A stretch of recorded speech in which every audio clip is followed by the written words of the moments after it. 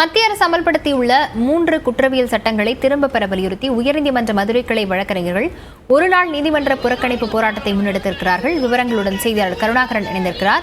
கருணாகரன், இதனால் உயர்நீதிமன்றத்தில் என்னென்ன பணிகள் பாதிக்கப்பட்டிருக்கிறது?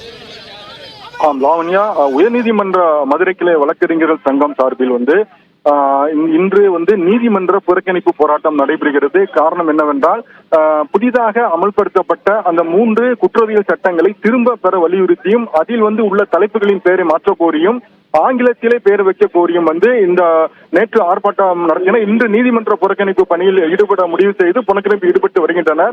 இந்த சூழலில் உயர்நீதிமன்ற மதுரை கிளையின் முகப்பில் மேடை அமைத்து அந்த நீதிமன்ற புறக்கணிப்பின் பொழுது தொடர்ந்து பேசுவதாக திட்டமிட்டிருந்தனர். இந்த சூழலில் அந்த மேடைக்கு மின் இணைப்பை துண்டித்தனர். இதைத் தொடர்ந்து அனைத்து வழக்கறிஞர்கள் சங்கமும் சேர்ந்து அந்த மேலூர் மதுரை மாட்டுத்தாவணியில் இருந்து மேலூர் செல்லும் அந்த சாலையில் நாற்காலிகளை போட்டு திடீர் சாலை மறியலில் ஈடுபட்டனர். இதனால் பெரும் போக்குவரத்து பாதிப்பு ஏற்பட்டுள்ளது.